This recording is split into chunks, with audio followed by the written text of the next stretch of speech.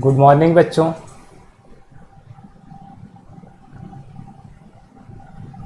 Good morning बच्चों।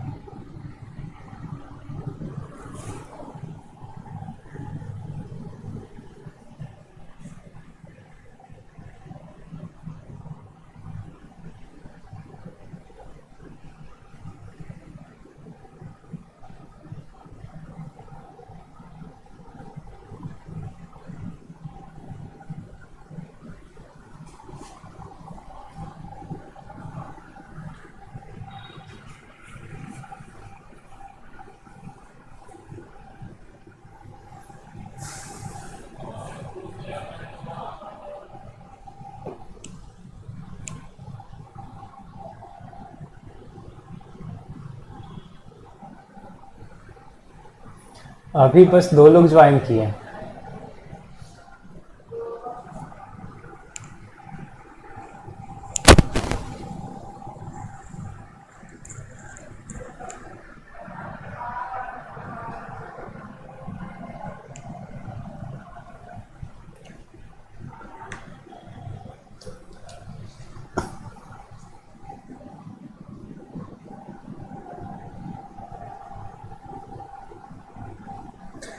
Good morning सभी को।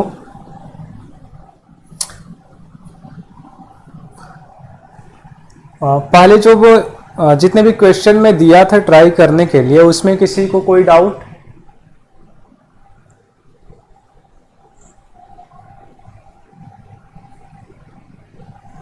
जो भी क्वेश्चन ट्राई करने के लिए दिया था उसमें से किसी को कोई डाउट किसी क्वेश्चन में?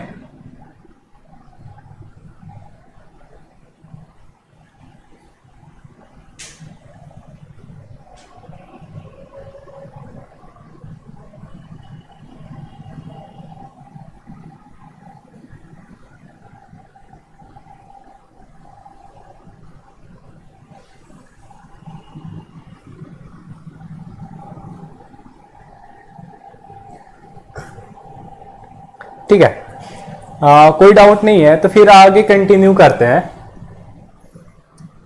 इसमें एक इंपॉर्टेंट कॉन्सेप्ट बचा हुआ है, ये देख लेते हैं। फिर उसके बाद अपना कुछ टाइप्स ऑफ मैट्रिसेस बचे हैं वो कंप्लीट करना है। फिर उसके बाद कल से नेक्स्ट टॉपिक स्टार्ट करेंगे, एडजॉइंट।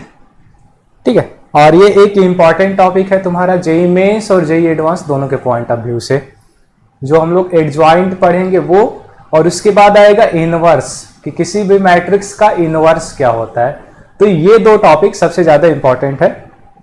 ठीक है, उसके बाद अपना मैट्रिसेस कंप्लीट हो जाएगा। एक इसमें और टॉपिक बचेगा, सिस्टम ऑफ लीनियर इक्वेशन।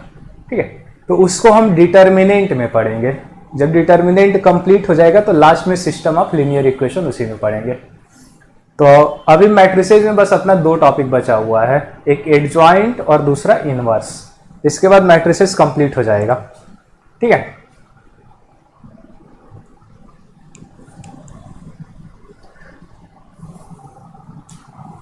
देखो ये एक कॉन्सेप्ट है कि अगर ए एक स्क्वायर मैट्रिक्स है,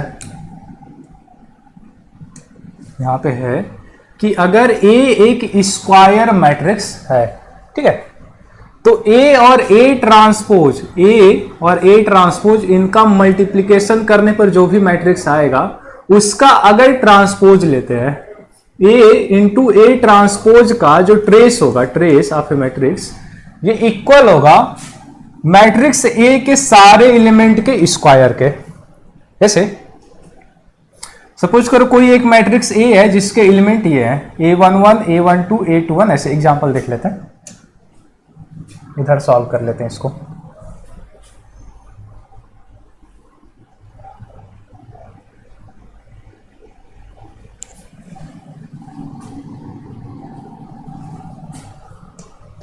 सपोज कि A एक स्क्वायर मैट्रिक्स है, ऐसे A equal to A11, A12, A21, ये A21, A22, ये एक स्क्वायर मैट्रिक्स है। अब इस मैट्रिक्स का ट्रांसपोज निकालो तो AT हो जाएगा A11, A12, A21, A22। ठीक है, अब क्या करते हैं, दोनों मैट्रिसेस का मल्टीप्लीकेशन कर देते हैं। A इंटू ए का ट्रांसपोज ये इक्वल हो जाएगा A11, A12, A21, A22। ठीक है, ये हो गया मैट्रिक्स A। अब इसको इसके ट्रांसपोज से मल्टीप्लाई करना है, यानी A11, A21, A12 और A22। ठीक है, इससे मल्टीप्लिकेशन करते हैं। तो अगर मल्टीप्लाई करेंगे तो देखो कौन सा मैट्रिक्स आएगा। सबसे पहले A11, A12 को इधर मल्टीप्लाई करेंगे तो हो जाएगा A11 का स्क्वायर प्लस A12 का स्क्वायर। सिमिलरली A11, A12 का इधर मल्टीप्लिकेशन करो तो हो जाएगा A11, A21 plus A12, A22।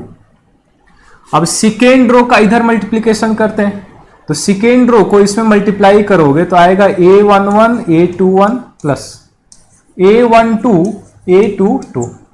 अब सिमिलरली सेकेंड रो को सेकेंड कॉलम से मल्टीप्लाई कर दो तो ये हो जाएगा A21 का स्क्वायर प्लस A22 का स्क्वायर। ठीक है, अब क्या करना है, ये जो A into A transpose matrix है, इस मैट्रिक्स का ट्रांसपोज ट्रेस निकालना है। तो इस मैट्रिक्स का ट्रेस क्या होगा कि इसके ये जो डायगोनल वाले एलिमेंट है इसका सम कर देंगे।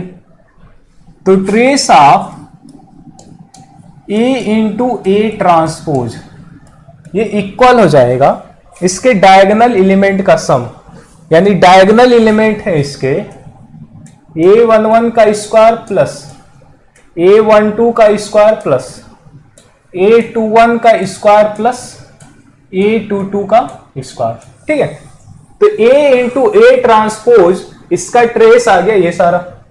अब इसको अगर ध्यान से देखो तो ये जितने भी एलिमेंट हैं, ये जो भी है, ये पूरा क्या है, सारे एलिमेंट के स्क्वायर का सम है। A11 उसका स्क्वायर प्लस A12 इसका square plus A21 plus A22। ठीक है, यानी जितने भी एलिमेंट है मैट्रिक्स में उन सभी के स्क्वायर का सम है ये। ठीक, इसमें कोई डाउट? जैसे एक एग्जांपल ले लो, सपोज करो कोई एक मैट्रिक्स ए है, ऐसे दिया हुआ है 1 2 3 0 1 2 3 0 1। ये एक मैट्रिक्स ए है।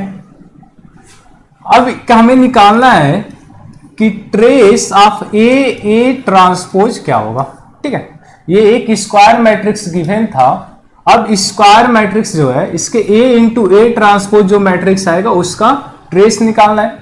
तो हमें पता है कि ए ट्रांसपोज का ट्रेस होता है ये सारे एलिमेंट के स्क्वायर का सम हो जाता है, यानी इसका वैल्यू क्या हो जाएगा, ये 1 का स्क्वायर प्लस ये जो 2 है उसका स्क्वायर, 2 का स्क्वायर प्लस 3 का स्क्वायर प्लस यहां पर 0 का स्क्वायर प्लस यहां से 1 का स्क्वायर प्लस यहां से 2 का स्क्वायर प्लस आगे 3 का स्क्वायर प्लस 0 का स्क्वायर प्लस 1 का स्क्वायर। तो इस पूरे का वैल्यू आ जाएगा 1 plus 4 plus 9 plus 1 plus 4 plus 9 plus 1। ठीक है, तो ये पूरा वैल्यू आ जाएगा 29। तो A इंटू ए ट्रांसपोज का जो ट्रेस होगा वो 29 हो जाएगा। ठीक है, इसमें कोई डाउट किसी को? बस यही कॉन्सेप्ट था कि A इंटू ए ट्रांसपोज का जो ट्रेस होता है वो मैट्रिक्स A के सारे एलिमेंट के स्क्वायर का सम होगा। मैट्रिक्स A में जितने भी एलिमेंट हैं सबका स्क्वायर करके सम कर दो तो हमें A इंटू ए ट्रांसपोज का ट्रेस आ जाएगा। ठीक है, यहां पर ये पूरा फॉर्मूला लिखा हुआ है। ठीक है, कोई डाउट इसमें?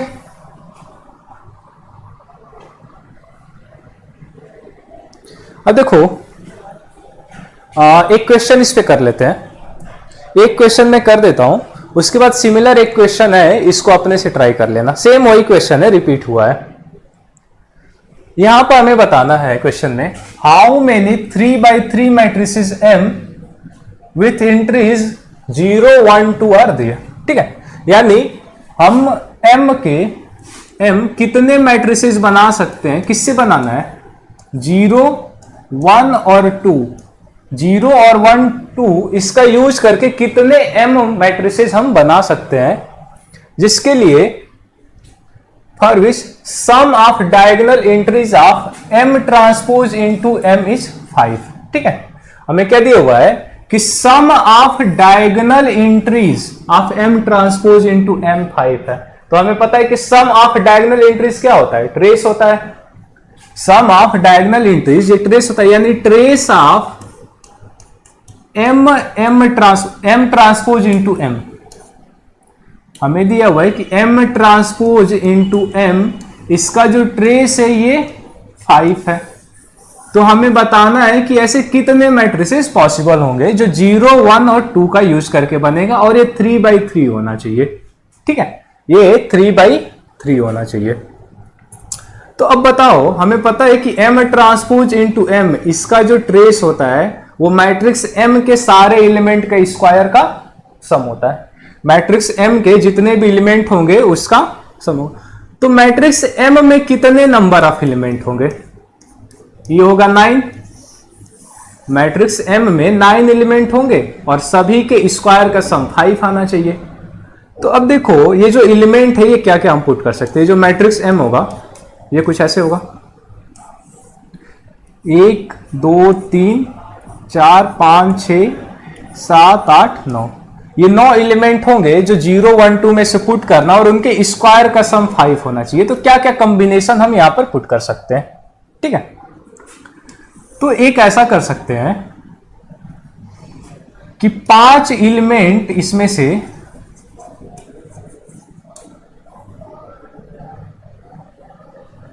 5 एलिमेंट को 1 ले लेते हैं। ठीक है, इसमें से 5 एलिमेंट को 1 ले लेते हैं, और जो बाकी के 4 एलिमेंट है उसको 0 ले लेते हैं। तो देखो स्क्वायर का सम 5 आ जाएगा। पहला केस ये बना लिया कि 5 एलिमेंट 1 ले लिया और 4 एलिमेंट 0 ले लिया, तब ये बनेगा। अब दूसरा पॉसिबिलिटी क्या हो सकती है, दूसरा केस ऐसे बना सकते हैं कि एक एलिमेंट 2 ले लेते हैं, एक एलिमेंट जो है ये 2 ले लेते हैं। अब एक एलिमेंट अगर 2 लेंगे तो 2 का स्क्वायर 4 हो जाएगा, यानी बस एक और कर सकते हैं, इसमें पुट कर सकते हैं। तो एक एलिमेंट 1 लेना पड़ेगा, एक एलिमेंट 1 लेना पड़ेगा। तो बाकी के जो बचेंगे 7 एलिमेंट उनको 0 पुट करना पड़ेगा। जो बाकी के 7 एलिमेंट होंगे वो 0 होंगे। ठीक है, तो 5 एलिमेंट 1, 4 एलिमेंट 0, यहां पर एक एलिमेंट 2, एक एलिमेंट 1 और 7 एलिमेंट 0। तो ये केसेस बनेगा, इसके अलावा और कोई केस पॉसिबल नहीं है। ठीक है, तो अब 5 एलिमेंट को 1 पुट करना है तो कैसे कर सकते हैं। 5 एलिमेंट को 1 पुट करना है, हमारे पास टोटल यहां पर 9 प्लेसेस हैं, और इनमें से 5 प्लेसेस पर 1 को पुट करना है। इन 9 प्लेसेस में 5 पर 1 पुट करना है, तो क्या करेंगे, इन 9 में से कोई भी 5 प्लेसेस को सिलेक्ट कर लेंगे। 9 में से कोई भी 5 प्लेस को सिलेक्ट करो और वहां पर 1 को पुट कर देंगे। ठीक है, और जो बाकी बचेगा वहां पर 4 को पुट करेंगे एक तरीके से। बाकी जो 4 है वो तो ऐसे तुम्हारा पहले से अंडरस्टूड है कि वहां पर 0 आ जाएगा। ठीक है, तो ये हो गया पहले केस के लिए। अब दूसरे केस के लिए बताओ क्या करना है। हमें एक एलिमेंट को 2 पुट करना है, इसमें से जो 9 एलिमेंट है उसमें से एक एलिमेंट 2 होना चाहिए। तो 9 में से कोई भी एक सिलेक्ट कर लो और वहां पर 2 पुट कर दो, तो हो जाएगा 9C1। 9 में से कोई भी एक सिलेक्ट करो और वहां पर 2 पुट कर दो। ठीक है, अब बचेंगे 8 प्लेसेस। अब 8 में से किसी भी एक पर 1 पुट कर देना है, तो उसको चूज करने का तरीका हो जाएगा 8C1, और जो बाकी प्लेसेस बचेंगे वहां पर 0 पुट करना है, तो उसका तरीका 1 हो जाएगा।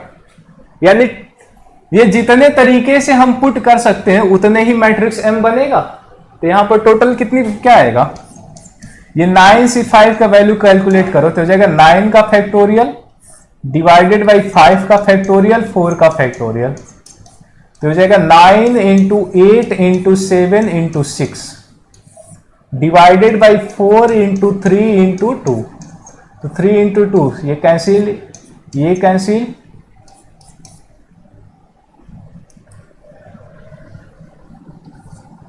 ये हो जाएगा 126 आ जाएगा।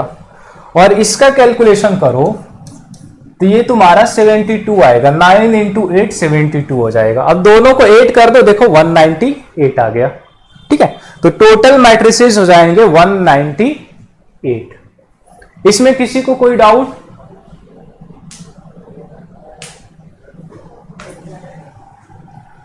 इसमें किसी को कोई डाउट इस क्वेश्चन में?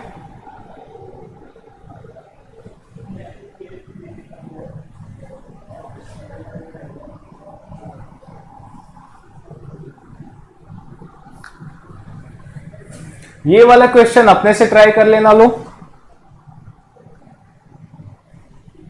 ठीक है, कोई डाउट किसी को?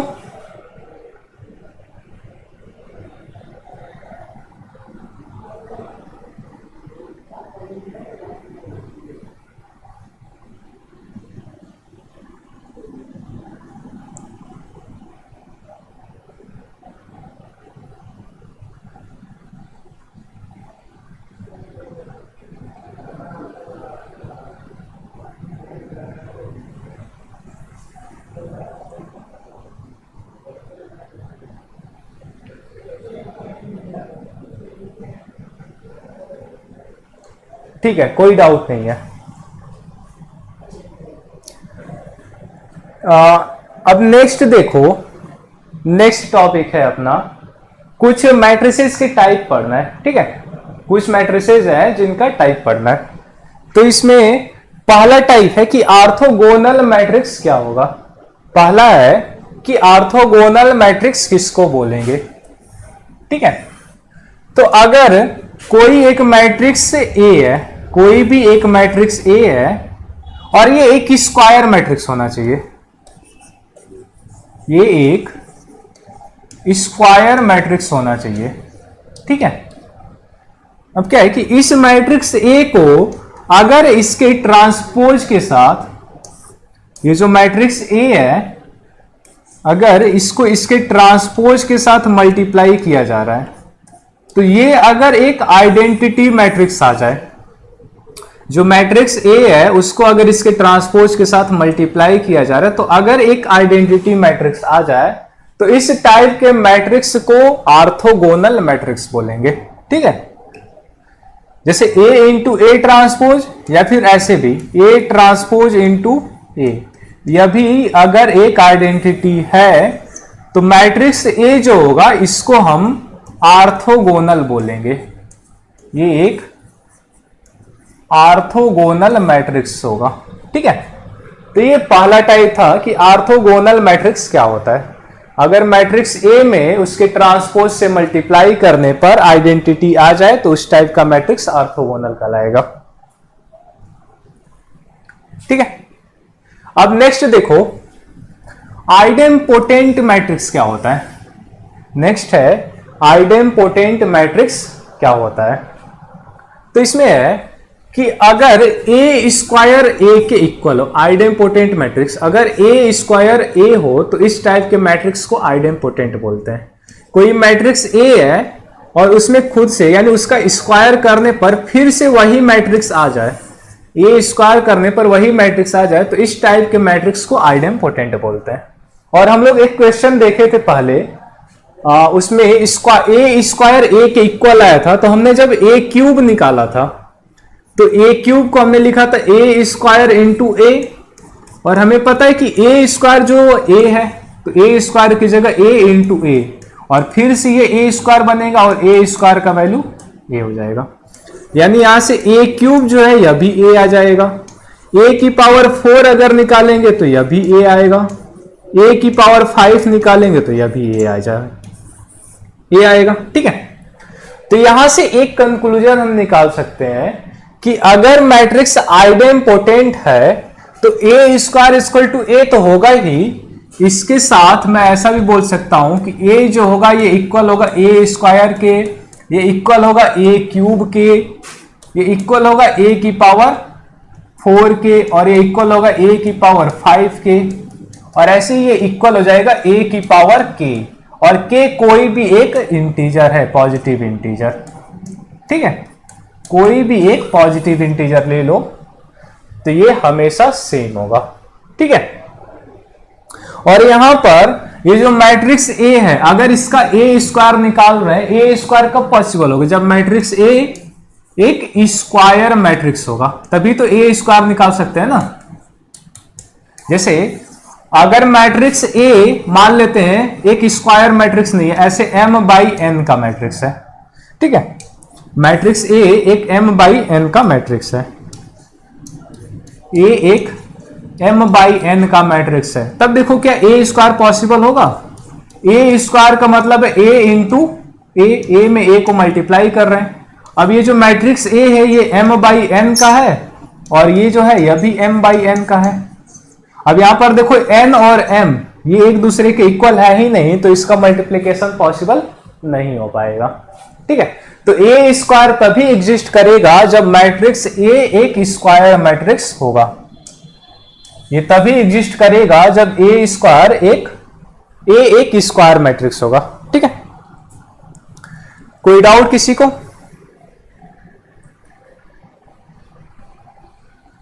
और सभी लोग अपना अपना एक बार अटेंडेंस मार्क करो, कौन कौन प्रेजेंट है।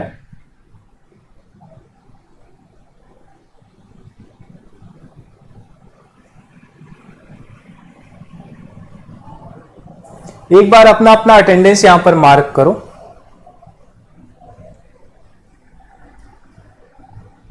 ठीक है, अब नेक्स्ट देखो इन्वोल्यूटरी मैट्रिक्स क्या होता है।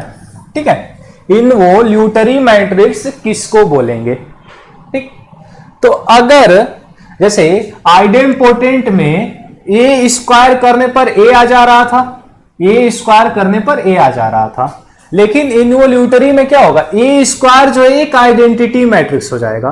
मैट्रिक्स ए है, अगर उसका स्क्वायर कर रहे हैं तो ये एक आइडेंटिटी मैट्रिक्स हो जाएगा। ठीक है, तो अगर ए स्क्वायर करने पर आइडेंटिटी आ जा रहा है तो उस टाइप के मैट्रिक्स को इन्वोल्यूटरी मैट्रिक्स बोलेंगे। ठीक है, ये मैट्रिक्स एक इन्वोल्यूटरी मैट्रिक्स कहलाएगा। ये सारे डेफिनेशन तुम्हें याद करने हैं। अब नेक्स्ट है निलपोटेंट मैट्रिक्स क्या होता है। नेक्स्ट है निलपोटेंट मैट्रिक्स क्या होता है। निलपोटेंट मैट्रिक्स, इसमें क्या है कि अगर a की पावर में k, मान लो कोई एक मैट्रिक्स A है, उसका ऐसे स्क्वायर A है, अब इसका A स्क्वायर किया, फिर A क्यूब निकाले, फिर मान लो A की पावर 4 निकाला, फिर आगे फर्दर A की पावर 5 निकाला, तो मान लो A की पावर 5 निकालने पर ये एक नल मैट्रिक्स आ जाए। A की पावर 5 जब हमने निकाला तो A की पावर 5 एक नल मैट्रिक्स आ गया। ठीक है, A, उसके बाद A square, A cube, A की पावर 4 और A की पावर 5 ऐसे निकालते चले गए तो A की पावर 5 एक नल मैट्रिक्स आ गया। ठीक है, तो अगर A की पावर 5 एक नल मैट्रिक्स आ जाएगा तो इस मैट्रिक्स A को हम निलपोटेंट मैट्रिक्स बोलेंगे। ये जो मैट्रिक्स A होगा इसको हम निलपोटेंट मैट्रिक्स बोलेंगे। और ये जो A की पावर 5 जहां पर नल मैट्रिक्स आया है, जैसे यहां पर A की पावर 5 नल मैट्रिक्स अगर आ रहा है तो ये जो 5 होगा इसको हम मैट्रिक्स A का इंडेक्स ऑफ निलपोटेंसी बोलते हैं। इंडेक्स ऑफ निलपोटेंसी इसको बोलते हैं। ठीक है, अगर A की पावर 5 नल आ जा रहा है तो 5 जो हो जाएगा ये इंडेक्स ऑफ निलपोटेंसी होगा। ठीक, जैसे अगर मान लो A स्क्वायर और ये एक नल मैट्रिक्स है, A स्क्वायर करने पर एक नल मैट्रिक्स आ गया तो ये मैट्रिक्स तो एक निलपोटेंट होगा ही, और इसका जो इंडेक्स हो जाएगा, इंडेक्स ऑफ निलपोटेंसी, ये 2 हो जाएगा। ये जो 2 होगा ये हो जाएगा इसका इंडेक्स ऑफ निलपोटेंसी। जैसे मान लो A की पावर 5, A की पावर 5 ये भी तुम्हारा a की पावर 5 है। फिर ऐसे एक और इसमें कॉन्सेप्ट देख लो। जैसे सपोज मैट्रिक्स ए, ठीक है, इसका स्क्वायर किए, ए एक नल मैट्रिक्स नहीं है, ये एक नल मैट्रिक्स नहीं है। सिमिलरली ए स्क्वायर करने पर यह भी नल मैट्रिक्स नहीं आ रहा है, ठीक है। अब मान लो इसका ए क्यूब निकाले, तो ए क्यूब निकालने पर भी ये एक नल मैट्रिक्स नहीं आया। अब इसमें क्या करते हैं, ए की पावर 4 निकाल लेते हैं, ठीक है, और ए की पावर 4 मान लो एक नल मैट्रिक्स आ गया। उसके बाद फिर बताओ ए की पावर 5, ये क्या होगा, ए की पावर 6। देखो अगर ए की पावर 4 एक नल है, ए की पावर 4 अगर एक नल मैट्रिक्स है, तो अब इसमें अगर ए की पावर 4 में अगर ए से मल्टीप्लाई किया जाए, ये नल में ए से मल्टीप्लाई किया जाएगा, तो ये बन जाएगा ए की पावर 5 और नल में मल्टीप्लाई करने पर ये नल आ जाएगा, यानी ए की पावर 5 भी नल होगा, ए की पावर 6 भी नल आएगा, ठीक है। तो अब ये सारे मैट्रिसेस नल है। तो अब बताओ इस मैट्रिक्स ए का, ये जो मैट्रिक्स ए है, इसका इंडेक्स क्या होगा। हाँ, पावर जो है नेचुरल नंबर ही होगा और आगे सब नल आएगा। तो अब बताओ इस मैट्रिक्स का इंडेक्स ऑफ नीलपोटेंसी क्या होगा। ठीक है, बिल्कुल सही है, ओम का सही है। इंडेक्स ऑफ नीलपोटेंसी 4 हो जाएगा। हमें यह देखना है कि मिनिमम कहां पर यह नल बन रहा है। जो सबसे पहले नल बन जाएगा वही उसका इंडेक्स होगा। जैसे a की पावर 5 भी नल है, a की पावर 6 भी नल है, लेकिन a की पावर 4 यह भी नल है। तो इनमें से सबसे कम वाला जो होगा वही इंडेक्स ऑफ नीलपोटेंसी होगा। ठीक है, तो 4 हो जाएगा इसका इंडेक्स ऑफ नीलपोटेंसी। तो ये ध्यान रखना। तो नीलपोटेंट मैट्रिक्स समझ में आया कि अगर a की पावर में समथिंग नल आ जाए, नल मैट्रिक्स आ जाए, तो उस टाइप के मैट्रिक्स को नीलपोटेंट बोलेंगे। अब नेक्स्ट है पीरियोडिक मैट्रिक्स क्या होता है। नेक्स्ट है पीरियोडिक मैट्रिक्स क्या होगा। ठीक है, तो अगर मान लो ऐसा कुछ है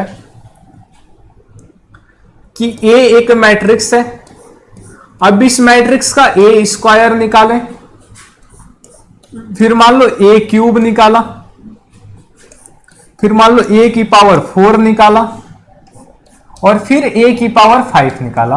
और जो A की पावर 5 है ये सपोज करो A के ही इक्वल है, A की पावर 5 जो A हो जाए। फिर से A की पावर 4 तक तो ऐसे निकाले, और A की पावर 5 जैसे ही निकाले वो A आ गया। ठीक है, तो देखो A की पावर 5 A आ गया, तो ये तुम्हारा अगर कुछ पावर अगर फिर से A आ जाए तो इस टाइप के मैट्रिक्स को हम पीरियोडिक मैट्रिक्स बोलते हैं। ठीक है, इस टाइप का जो मैट्रिक्स होगा वो पीरियोडिक मैट्रिक्स होगा। और यहां पर A की पावर 5 ये A आया है, A की पावर 5 A आया है, तो A की पावर 5 होगा, इसको ऐसे लिखेंगे A की पावर 4 प्लस 1, ये इक्वल होगा A के। तो यहां पर ये जो 4 होगा ये इस मैट्रिक्स का पीरियड हो जाएगा। ये 4 इस मैट्रिक्स का पीरियड। देखो यहां पर 4 के बाद फिर से रिपीट होने लगा ना, यहां पर 4 तक मल्टीप्लाई किया, फिर उसके बाद A आ गया, तो 4 के बाद रिपीट हो रहा है, तो इस मैट्रिक्स का पीरियड क्या हो जाएगा, 4 हो जाएगा। ठीक है, इस मैट्रिक्स का पीरियड 4 हो जाएगा। जैसे सपोज करो, जैसे मान लो यही सेम एग्जांपल लेते हैं, A यहां से A स्क्वायर निकालें और A क्यूब निकालें, A की पावर 4 निकालें और A की पावर 5, और A की पावर 5 A आ गया। ठीक है, A की पावर 5 जो वो A है, A की पावर 5 ये A है। अब फिर निकालो A की पावर 6, तो A की पावर 6 क्या होगा, A की पावर 5 इंटू A, ये A स्क्वायर बन जाएगा। सिमिलरली A की पावर 7 निकालो, अब A की पावर 7 क्या होगा, A की पावर 5, ये होगा A की पावर 5 इंटू A का स्क्वायर, और A की पावर 5 A है, तो ये A क्यूब बन जाएगा, A की पावर 7 A क्यूब। फिर यहां से नेक्स्ट A की पावर 8 निकालो। अगर A की पावर 8 निकालेंगे तो इसको मैं लिख सकता हूं A की पावर 5 a की पावर 8 को लिखूंगा a की पावर 5 इंटू a का क्यूब, और a की पावर 5 a है और a क्यूब, तो ये बन जाएगा a की पावर 4। तो a की पावर 8 आ जाएगा a की पावर 4। अब फिर निकालो a की पावर 10। ठीक है, a की पावर जो 10 होगा, a की पावर 10 ये हो जाएगा a की पावर 5 इंटू a की पावर 5। ठीक है, तो ये बन जाएगा a और ये हो जाएगा a, और ये आ गया a का स्क्वायर।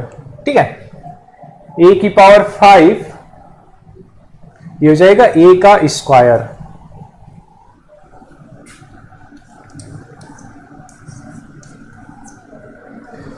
ठीक है, ये हो जाएगा a का स्क्वायर। अच्छा,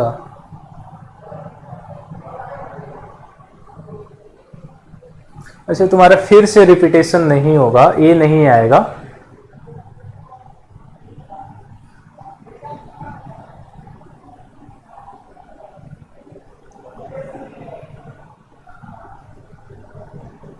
ठीक है, बस इतना है, ये समझो, ये आगे नहीं होगा। ठीक है, जैसे ये तुम ऐसे स्क्वायर करते गए और a की पावर 5 a आ गया, कम से कम वाला जो है, तो तुम्हारा ये जो 5 है इसको वैसे जो पहले समझे थे a की पावर 4 प्लस 1।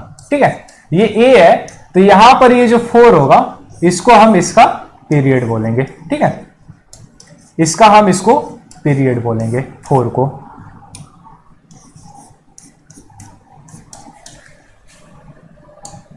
ये जो 4 होगा ये तुम्हारा इस मैट्रिक्स का पीरियड हो जाएगा।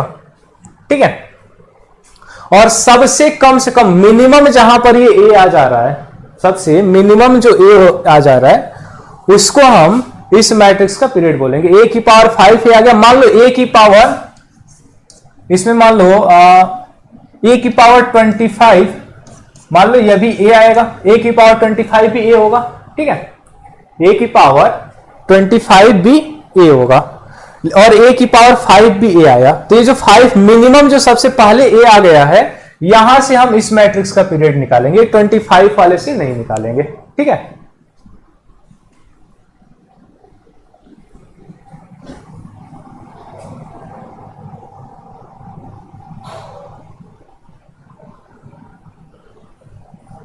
ठीक है, कोई डाउट?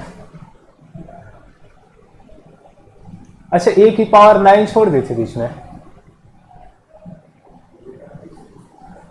इसमें गलती क्या किए थे हम लोग? a की पावर 9 यानी a की पावर 5। अच्छा, ओके, अच्छा नहीं, हम लोग सही कर रहे थे तब। ठीक है, ठीक है, तो वहां पर हम लोग a की पावर 9 छोड़ दी थी, इसीलिए हम लोग का गलत आने लगा था। ठीक है, तो ये ध्यान रखना है, ये समझ में आया ना कि क्या करना है इसमें। ठीक है, ये समझ में आ गया कि तुम्हारा 4 के बाद ये रिपीट होने लग रहा है, इसलिए इसको एक पीरियोडिक मैट्रिक्स बोलेंगे। ठीक है, कोई डाउट इसमें? यहां पर जो भी हमने निकाला था वो लिख लेना, और ये a की पावर 5, a की पावर 9 हम बीच में छोड़ दिए थे, इसलिए गलत आने लगा था हम लोगों का। ठीक है, तो ये डेफिनेशन इसका याद रख लेना कि a की पावर k प्लस 1 अगर a आ जाए तो ये जो k होता है इसको हम इस मैट्रिक्स का पीरियड बोलेंगे। ठीक है, ये जो k होगा इसको इस मैट्रिक्स का हम लोग पीरियड बोलेंगे। ठीक है, अब देखो इस पे कुछ क्वेश्चन है, ये जो भी हमने अभी टाइप्स पढ़ा है, टाइप्स ऑफ मैट्रिसेस, इसके कुछ क्वेश्चन है, एग्जांपल है, तो इसको एक दो क्वेश्चन ट्राई कर लेते हैं, फिर उसके बाद अपना नेक्स्ट टॉपिक पढ़ते हैं, थोड़ा सा डिटर्मिनेंट से रिलेटेड है। ठीक है, जैसे ये क्वेश्चन एक दिया गया है, क्वेश्चन है कि अगर यहां पर कोई एक मैट्रिक्स ए है वेयर ये जो ए बी सी है ये तीनों रियल पॉजिटिव नंबर है। यहां पर कोई एक मैट्रिक्स ए दिया है, ए बी सी है, ये जो भी है, और यहां पर ए बी सी तीनों पॉजिटिव रियल नंबर है, और सच डेट ए बी सी का वैल्यू 1 दिया हुआ है और ए ट्रांसपोज इंटू ए एक आइडेंटिटी है, तो हमें इस पूरे का वैल्यू फाइंड करना है। ठीक है, और यहां पर बताओ ए ट्रांसपोज इंटू ए अगर आए तो ये क्या हो गया, एक आर्थोगोनल मैट्रिक्स है। जो मैट्रिक्स ए है वो एक आर्थोगोनल मैट्रिक्स है, हमें उस पूरे एक्सप्रेशन का वैल्यू फाइंड करना है। तो यहां पर ए इंटू ए ट्रांसपोज निकालो, तो मैट्रिक्स ए है ए बी सी, और यहां पर ये बी सी ए फिर सी ए बी। ठीक है, सी ए बी, और इसको क्या करना है, इसके ट्रांसपोज से मल्टीप्लाई कर देते हैं। जो मैट्रिक्स ए है इसको इसके ट्रांसपोज से मल्टीप्लाई कर लो, तो ए इंटू ए का ट्रांसपोज ये हो जाएगा ए बी सी, रो को कॉलम में चेंज कर दो तो A B C, similarly B C A को चेंज कर दो तो हो जाएगा बी सी ए, और सी ए बी इसको भी चेंज करो तो हो जाएगा सी ए बी। ठीक है, ये हो जाएगा ए इंटू ए का ट्रांसपोज। अब इनका मल्टीप्लीकेशन करो, तो अगर मल्टीप्लीकेशन करो तो ए बी सी का इधर मल्टीप्लाई करो तो ए स्क्वायर प्लस बी का स्क्वायर प्लस सी स्क्वायर। ठीक है, और बताओ ए square B square C square का वैल्यू क्या होना चाहिए। पूरा मल्टीप्लीकेशन नहीं करना है, बस कुछ टर्म का मल्टीप्लाई करो और उससे कंपेयर कर लो। जैसे देखो ए square B square plus C ये एक आइडेंटिटी में होना चाहिए, तो इसका वैल्यू अगर कंपेयर करो तो A square plus B square plus C square ये इक्वल हो जाएगा 1 के।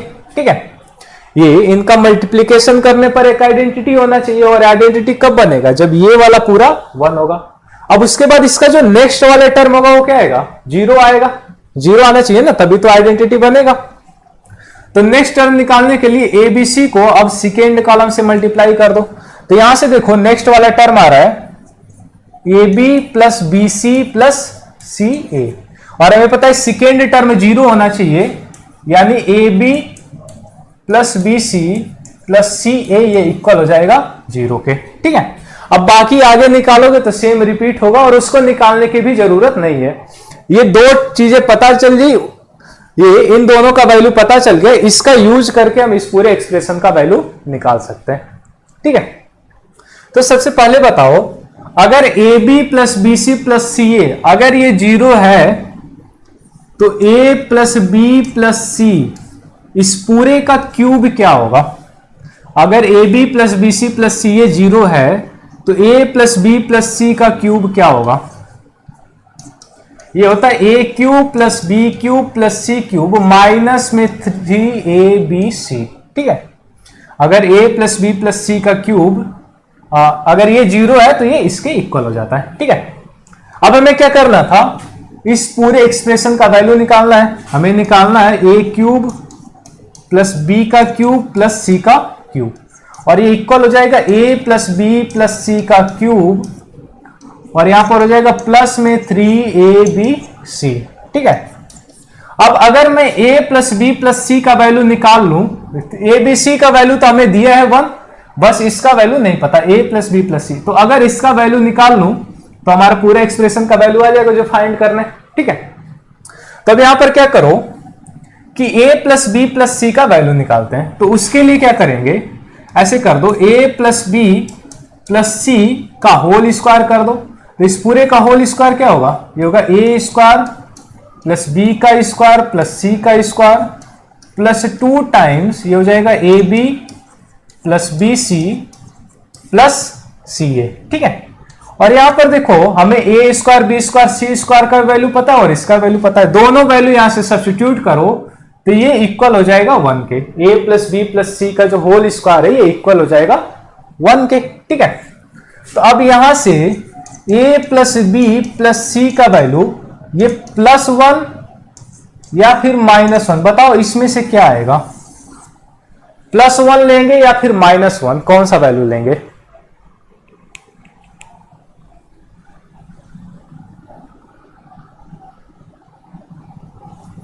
ए प्लस बी प्लस सी ये +1 होगा या फिर -1 होगा? ठीक है, +1 होगा। -1 इसलिए नहीं लेंगे कि देखो यहां पर लिखा है A B C positive real number है, तो पॉजिटिव रियल नंबर का सम क्या होगा? पॉजिटिव होगा, नेगेटिव नहीं हो सकता, यानी -1 नहीं होगा। तो a plus B plus C का वैल्यू 1 आ गया, तो यहां पर पुट कर दो, तो 1 का क्यूब 1 और 3abc 3, तो इस पूरे का वैल्यू क्या आ जाएगा? 4 आ जाएगा। ठीक है, अब इसमें ये हमें शो करना है कि ये मैट्रिक्स एक आइडेम्पोटेंट है, तो इसको प्रूफ कर लेना। ए स्क्वायर इक्वल टू ए आ जाएगा, और ये मैट्रिक्स है तो इसमें चेक करना है कि ये कौन सा ऑप्शन सही होगा, तो इसमें भी ए स्क्वायर ए क्यूब ये सब निकालना है। ठीक है, और इस मैट्रिक्स को शो करना है कि ये एक इनवोल्यूटरी है, यानी ए स्क्वायर इक्वल टू आइडेंटिटी इसमें शो कर लेंगे। ठीक है,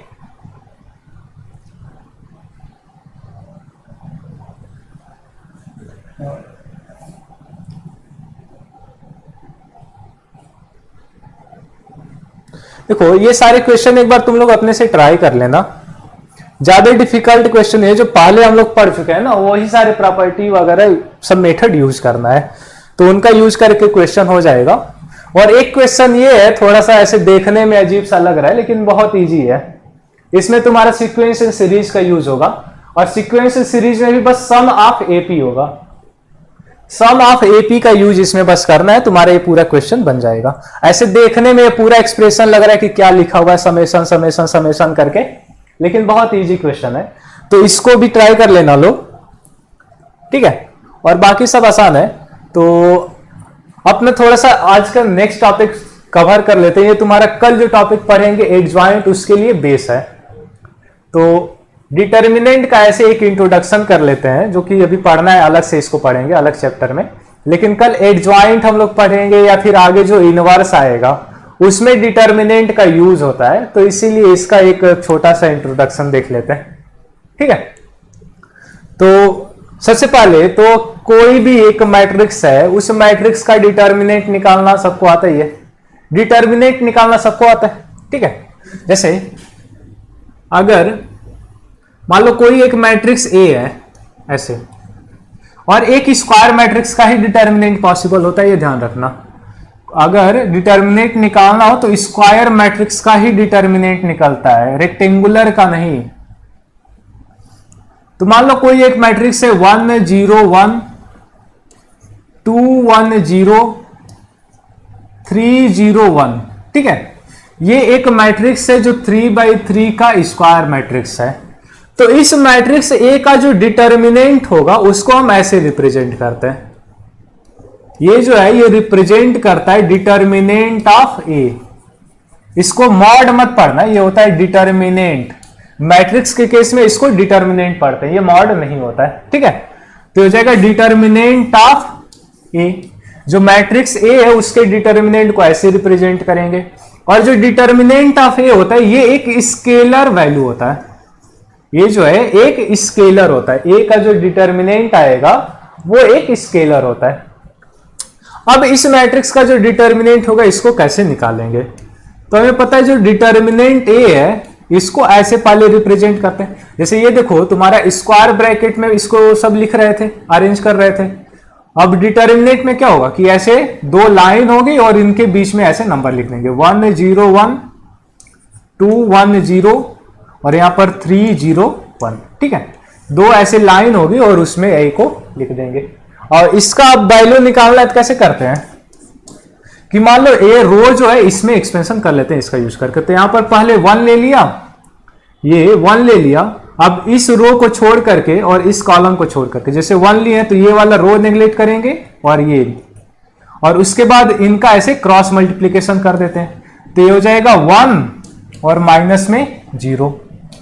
ठीक है, ये हो गया 1 - 0। तो पहले 1 ले लिया, अब उसके बाद माइनस साइन लगाते हैं, पहले प्लस लिया था अब माइनस, और माइनस के बाद ये दूसरा वाला जो एलिमेंट है इसको लिया 0। अब 0 लेने के बाद यहां पर 0 या फिर 1 कर लो तो थोड़ा सा और ज्यादा समझ में आएगा, इसको 1 कर लो। या फिर 2 कर लो, ठीक है। तो पहले 1 लिया, अब 2 लो, तो ये 2 माइनस के साथ आएगा। अब 2 यहां पर लिए हैं, तो ये वाला जो रो है, ये जो कॉलम और ये जो रो है, इसको नेग्लेक्ट करेंगे और ऐसे क्रॉस मल्टीप्लाई करेंगे। तो 2 का 1 के साथ मल्टीप्लीकेशन 2 और माइनस में 3 का 0 के साथ, तो ये हो जाएगा 0, ठीक है। तो ये हो गया, तो 1 हो गया, 2 हो गया, अब लास्ट में 1 लेना है, तो ये प्लस के साथ आएगा, +1 +1। ऐसे ध्यान रखना, प्लस माइनस प्लस, पहला वाला प्लस, दूसरा माइनस, यहां पर फिर से प्लस। तो इसको प्लस के साथ, इसको माइनस के साथ, इसको फिर से प्लस के साथ लेना है। तो +1 हो गया। तो अब ये वाला जो कॉलम है और ये वाला जो रो, इसको नेग्लेक्ट कर देना है। और यहां पर क्या था अपना,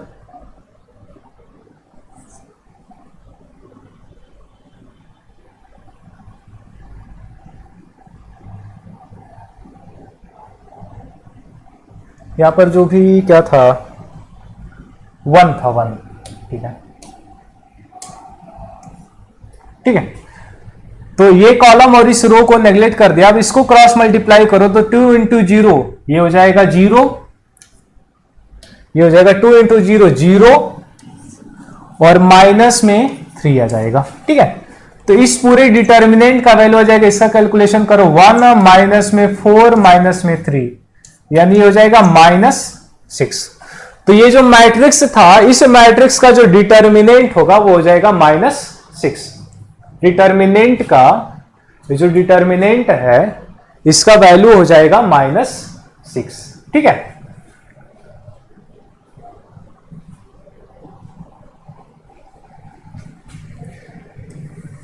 कोई डाउट डिटर्मिनेंट निकालने में? जैसे मान लो दूसरा एक, जैसे ये 3 क्रॉस 3 का मैट्रिक्स था, तो इसका डिटर्मिनेंट हमने ऐसे निकाला। मान लो अगर एक 2x2 का मैट्रिक्स है, मैट्रिक्स ए है 2x2 का, ऐसे 2 1 3 1, ठीक है। ये एक 2x2 का मैट्रिक्स है, तो इस मैट्रिक्स का जो डिटर्मिनेंट होगा, इसको ऐसे रिप्रेजेंट करेंगे, डिटर्मिनेंट ऑफ ए, और ये इक्वल होगा इसको 2 1 3 1, ठीक है, 2 1 3 1। अब इसका जो डिटर्मिनेंट होगा, ये ऐसे करेंगे, इन दोनों का क्रॉस मल्टीप्लाई कर दो, 2 इंटू 1 हो जाएगा 2, और माइनस में 3 इंटू 1 3, तो ये जाएगा 2 माइनस 3, यानी इसका वैल्यू आ जाएगा -1। तो इस मैट्रिक्स का जो डिटर्मिनेंट होगा वो -1 हो जाएगा, ठीक है। तो डिटर्मिनेंट कैसे निकालना, ये समझ में आया? कोई भी एक मैट्रिक्स है, उस मैट्रिक्स का डिटर्मिनेंट कैसे फाइंड करना है, इसमें किसी को डाउट? वैसे डिटर्मिनेंट तुम लोग पहले पढ़े हुए हो, तो उतना निकालना आ रहा होगा, ठीक है।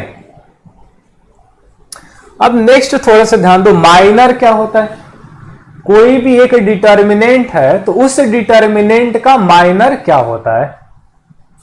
डिटर्मिनेंट का माइनर क्या होता है, ये पढ़ना है, माइनर ऑफ डिटर्मिनेंट।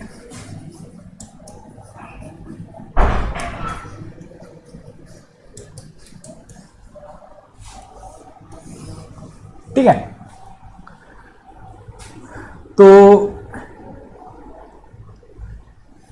मान लो एक 2x2 का मैट्रिक्स ले लेते हैं, पहले एक 2x2 का मैट्रिक्स ले लेते हैं, ऐसे 1 2 3 1, ठीक है, ये एक मैट्रिक्स 1 है।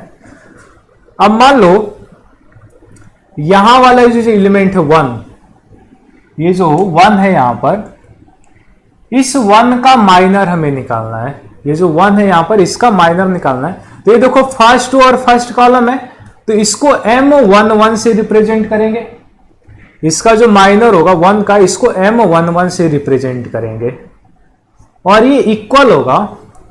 अब ये M11 के लिए क्या करेंगे, फर्स्ट रो और फर्स्ट कॉलम को छोड़ दो, इसको छोड़ो और इसको छोड़ो, ये जो 1 बचा है ये 1 के इक्वल हो जाएगा, यानी M11 का जो वैल्यू हो जाएगा वो 1 हो जाएगा, ठीक है। सिमिलरली M, मान लो ये वाला, इसका माइनर निकालना है 2 का, तो ये देखो फर्स्ट रो और सेकेंड कॉलम, फर्स्ट रो और सेकेंड कॉलम, तो M12 का जो वैल्यू होगा, इसको क्या करेंगे, इस रो को छोड़ेंगे और इस कॉलम को, तो ये हो जाएगा 3, ठीक है, ये हो जाएगा M12 का वैल्यू 3 आ जाएगा। सिमिलरली मान लो ये वाला जो है 3, ये देखो सेकेंड रो और फर्स्ट कॉलम में, ये सेकेंड रो और फर्स्ट कॉलम, तो M21 का जो वैल्यू होगा, M21 का इसका वैल्यू होगा, इस रो को छोड़ो और इस कॉलम को, तो ये हो जाएगा 2 के, इसको नेग्लेक्ट करो तो 2 आ रहा है, तो ये 2 के इक्वल हो जाएगा। सिमिलरली ये जो लास्ट वाला एलिमेंट है, लास्ट वाला एलिमेंट इसका माइनर निकालना है, ये जो लास्ट वाला एलिमेंट है इसका माइनर निकालना है, तो इसका माइनर निकालना, तो ये वाला रो और ये वाला जो कॉलम है इसको नेग्लेक्ट करेंगे, तो यहां से हो जाएगा M22, ये सेकेंड रो और सेकेंड कॉलम है ना, तो M22 का वैल्यू हो जाएगा 1, तो ये हो गया तुम्हारा minor M11, M12, M21, M22। तो इनसे जो मैट्रिक्स बनेगा ऐसे, उसको माइनर ऐसे M से रिप्रेजेंट करते हैं, और M11 का वैल्यू क्या है, 1 है, और M12 का वैल्यू क्या है, 3 है, M21 का वैल्यू 2 है, और M22 का वैल्यू 1 है, तो ये हो जाएगा माइनर तुम्हारा। ठीक है, ये हो जाएगा माइनर। ये मैट्रिक्स दिया गया था और इस मैट्रिक्स के सारे एलिमेंट का ऐसे माइनर निकालिए, ये एक वैल्यू आता है, और इस वैल्यू से हमने मैट्रिक्स निकालिए, माइनर वाला जो मैट्रिक्स होगा ये। ठीक है, तो ये 2/2 का 2/2 अगर मैट्रिक्स दिया गया है तो उसका माइनर कैसे निकालेंगे। ठीक है, ये हो गया। अब नेक्स्ट है, अगर 3/3 मैट्रिक्स दिया है तो उसका कैसे माइनर निकलेगा। अगर एक 3/3 मैट्रिक्स है तो उधर माइनर निकालना है। तो मान लो ऐसे एक मैट्रिक्स ए दिया है 1 0 2 0 1 3 और 3 2 1, ये एक मैट्रिक्स है।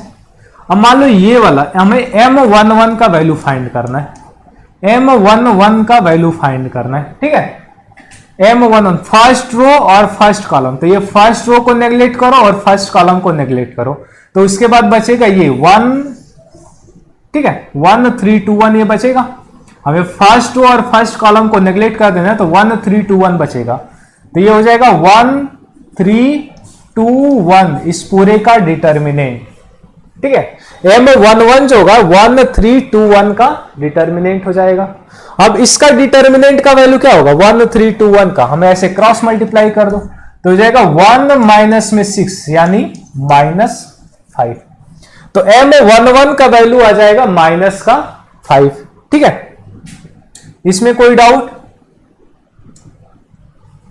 अब सिमिलरली मान लो M12 निकालना है, तो M12 के लिए क्या करें, M12 यानी फर्स्ट रो और सेकेंड कॉलम के जो एलिमेंट है उसको नेग्लेक्ट करना है। फर्स्ट रो और सेकेंड कॉलम को नेग्लेक्ट करना है, तो यहां पर बचेगा ये 0 3 0 और 3, और इधर से आ जाएगा 3 और 1।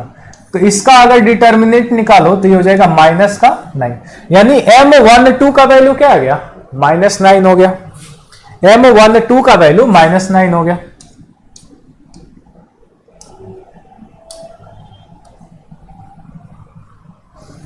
सिमिलरली मान लो अब हमें फाइंड करना है, मान लो M22 का वैल्यू फाइंड करना है, हमें फाइंड करना है M22 का वैल्यू। तो अगर M22 का वैल्यू निकालना है तो M22 यानी ये वाला एलिमेंट, तो इसमें ये वाला रो और ये वाला कॉलम नेग्लेक्ट कर देंगे, ये रो और ये कॉलम को नेग्लेक्ट करेंगे, तो बचेगा 1 2 3 1, ये हो जाएगा 1 2 3 1 इस पूरे का डिटर्मिनेंट। तो इसका डिटर्मिनेंट क्या जाएगा, 1 माइनस में 6, यह भी हो जाएगा -5। तो M22 हो गया -5। सिमिलरली मान लो अगर M32 निकालना हो, M32 का वैल्यू निकालना हो, ठीक है, M32 निकालना है,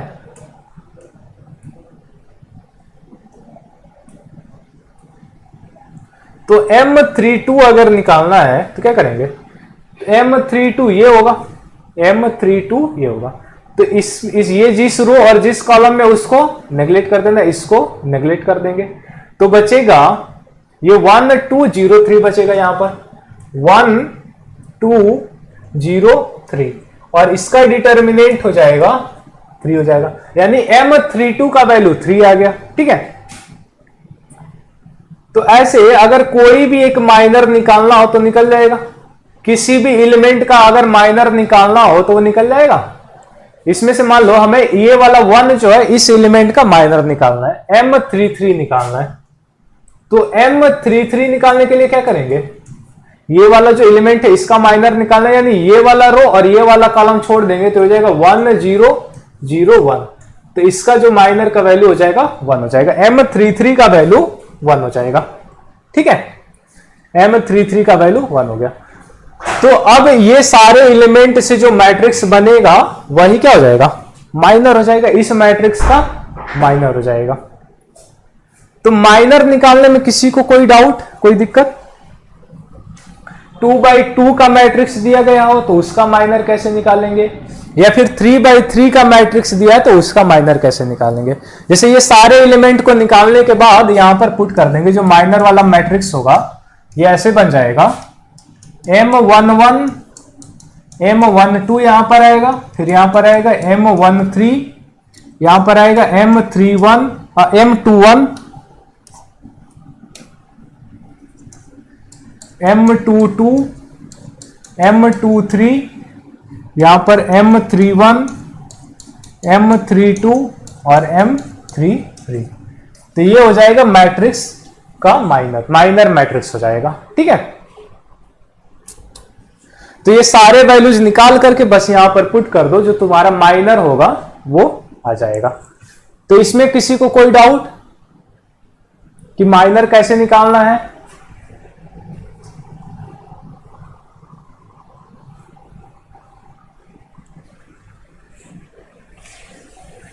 अब नेक्स्ट है कोफैक्टर क्या होगा, कोफैक्टर कैसे निकालना है। ठीक है, तो कोफैक्टर कुछ भी नहीं है, जो कोफैक्टर होगा, जैसे मान लो अगर हमें C11 का वैल्यू निकालना है, जो C11 का वैल्यू निकालना है तो ये इक्वल होगा -1 और उसकी पावर में ये 1 + 1 कर दो, -1 की पावर में 1 + 1 और इसको मल्टीप्लाई कर दो M11 से।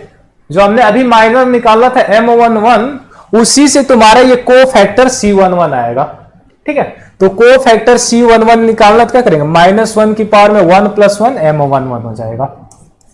तो इसका वैल्यू हो जाएगा M11। सिमिलरली मान लो C12 निकालना है, तो C12 निकालने के लिए क्या करेंगे, -1 और इसकी पावर में 1 + 2, -1 की पावर में 1 + 2 और यहां पर आ जाएगा M12। तो इसका वैल्यू क्या हो जाएगा, -M12, यानी जो C12 होगा ये इक्वल हो जाएगा माइनस में M12 के। ठीक है, सबसे पहले अगर मान लो कोफैक्टर निकालना है तो कोफैक्टर निकालने से पहले हमें माइनर निकालना होगा और उस माइनर का यूज करके हम कोफैक्टर निकालेंगे। ठीक है, कोई भी मैट्रिक्स है उसका कोफैक्टर वाला मैट्रिक्स अगर निकालना है तो उसके लिए सबसे पहले माइनर आना चाहिए और माइनर का यूज करके, ठीक है, माइनर का यूज करके ही हम तुम्हारा कोफैक्टर निकालेंगे। ओम का क्या क्वेश्चन है? हाँ, बस स्क्वायर मैट्रिक्स का ही डिटर्मिनेंट होता है, वो पहले ही मैं बता दिया था कि स्क्वायर मैट्रिक्स का ही डिटर्मिनेंट निकलता है, रेक्टेंगुलर का डिटर्मिनेंट नहीं आता है। जो स्क्वायर मैट्रिक्स होगा उसी का डिटर्मिनेंट आएगा और आगे जो डिटर्मिनेंट हम लोग पढ़ेंगे उसमें स्क्वायर मैट्रिक्स का ही डिटर्मिनेंट निकालते हैं। ठीक है,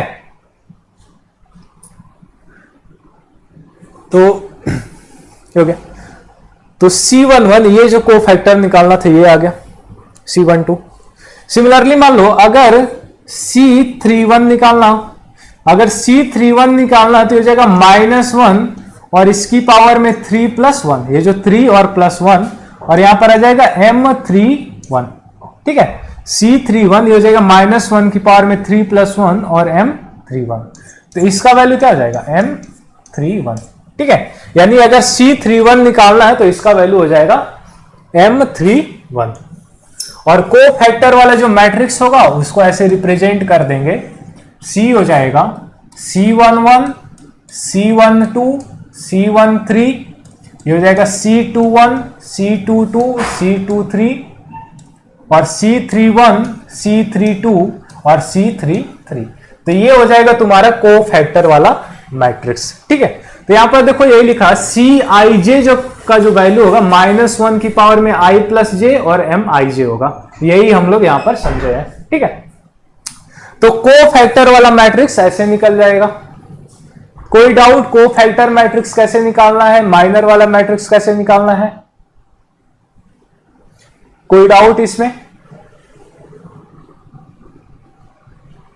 माइनर और कोफैक्टर में कोई डाउट? ठीक है, अगर माइनर और कोफैक्टर में डाउट नहीं है तो एक बार इसको रिवाइज कर लेना लोग। मालूम मैं इसमें तुम्हें होमवर्क के तौर पे कुछ लिख देता हूं, कुछ एग्जांपल, तो उसको कर लेना। और इसी से हम लोग अब आगे कंटिन्यू करेंगे अपना एडजॉइंट क्या होता है।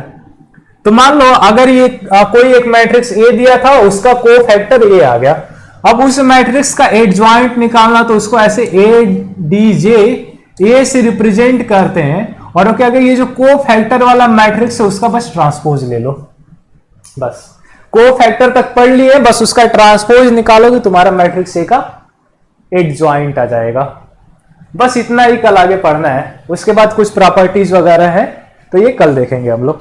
बस ये समझ जाओगे कि एडजॉइंट यही है, कोफैक्टर वाले का ट्रांसपोज निकाल दो, तुम्हारा एडजॉइंट आ जाएगा मैट्रिक्स ए का।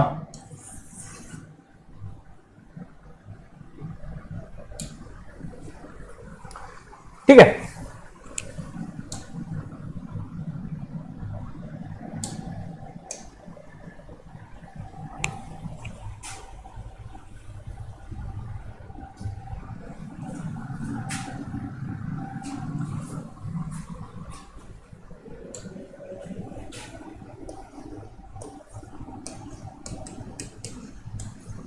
तो ये क्वेश्चन एक बार ट्राई कर लेना। Find minor of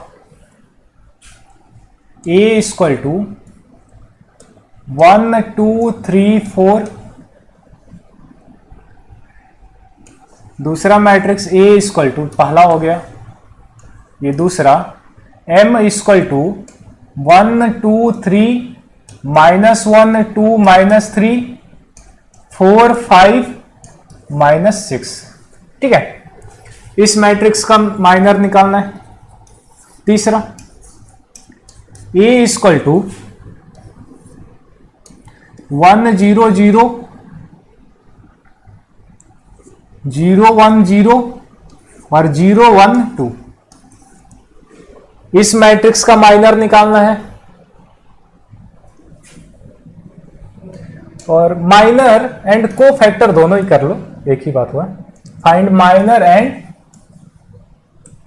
cofactor of following matrices. ये फॉलोइंग मैट्रिसेस है, उनका माइनर और कोफैक्टर निकालना है। चौथा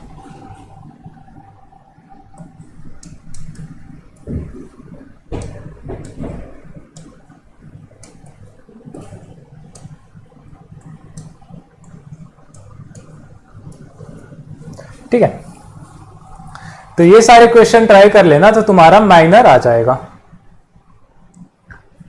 और इनका एक बार डिटर्मिनेंट भी कर लेना, इसी में डिटर्मिनेंट भी लिख लो। Find minor and cofactor of following matrices and also find determinant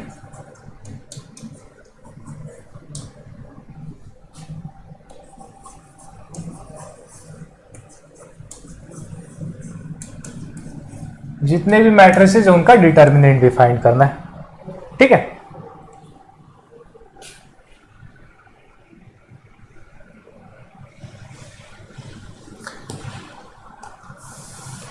कोई डाउट यहां तक?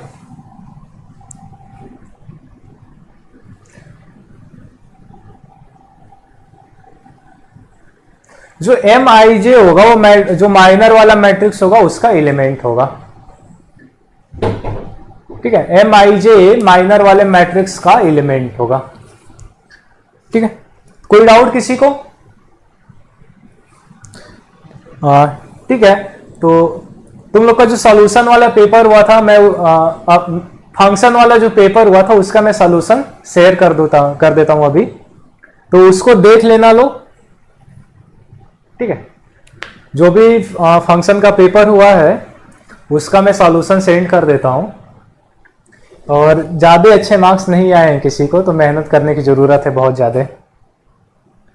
क्वेश्चन वगैरह ज़्यादा से ज़्यादा ट्राई करो। ये जो मैट्रिक्स पढ़ रहे हैं इस पे भी, और जितने चैप्टर अभी तक पढ़ाया जा चुका है 11th वाला और 12th वाला, एक बार मैं तुम लोगों से वो एनालिसिस कराया था गूगल फॉर्म करके, ठीक है। जो गूगल फॉर्म वाला मैं तुम लोगों का डेटा वो लिया था कि कौन कौन सा चैप्टर तुम्हारा स्ट्रांग है, कौन सा रिवीजन की ज़रूरत है, तो उसके अकॉर्डिंग तुम लोग अपना प्रिपरेशन थोड़ा सा करो, ठीक है। उसके बाद मान लो वहां पे ऑफलाइन में आते हैं तो फिर तुम लोगों का पूरा अच्छे से कराया जाएगा जो भी है। तुम्हारा 11th का रिवीजन और 12th का दोनों, और पेपर बहुत सारे कराए जाएंगे, ये ध्यान रखना। पेपर बहुत सारा होगा 12th में तुम्हारा। 11th में उतना नहीं हुआ था, लेकिन 12th में बहुत सारे मैथ के पेपर होंगे और उसका डिस्कशन भी होगा, ठीक है। एक्स्ट्रा क्लासेस वगैरह करके डिस्कशन करेंगे हम लोग। तो थोड़ा सा से रिवीजन करना शुरू करो और मेहनत ज्यादा करो, क्वेश्चन ज्यादा से ज्यादा करो। जितने ज्यादा क्वेश्चन करोगे मैथ उतने ज्यादा अच्छा होगा। हाँ, इधर तुम लोग का जो परफॉर्मेंस है वो कम हो गया, नंबर उतना नहीं आ रहा है, जो सेटिस्फैक्टरी नंबर है ना वो नहीं आ रहा है, तो बहुत ज्यादा मेहनत की जरूरत है, ठीक है। ऐसे आराम करने से नहीं चलेगा कि समर वेकेशन चल रहा है तो हम लोग आराम कर लेते हैं फिर चलेंगे तो पढ़ेंगे ना, तो ये 2 महीने में तुम लोग का बहुत ज्यादा डाउन टर्न हो जाएगा। ये जो 2 महीने आराम करोगे ना फिर आगे के लिए हराम हो जाएगा। तो ये 2 महीने तुम्हें मिला है तो इसका एडवांटेज उठाओ, तुम लोग मेहनत करो ज्यादा, बहुत ज्यादा। कोई भी चीज है जब तक मेहनत नहीं करोगे ना वो अच्छा नहीं होगा, तो बहुत ज्यादा हार्ड वर्क की जरूरत है। अब हार्ड वर्क करो और उसको स्मार्टली करो। मैं तुम लोग को बताता भी रहता हूं वहां पे भी। तो ठीक है, आज के लिए इतना ही, फिर आगे कल कंटिन्यू करेंगे एडजॉइंट से। और ये सारे क्वेश्चन ट्राई कर लेना लोग जो भी पीपीटी में है, और मैट्रिसेस के अब तुम लोग पीवाईक्यू करना शुरू कर सकते हो और ट्राई करो। और इसका भी पेपर होगा, ये जैसे चैप्टर कंप्लीट होगा उसके बाद इसका पेपर कराएंगे, ठीक है। ओके फिर।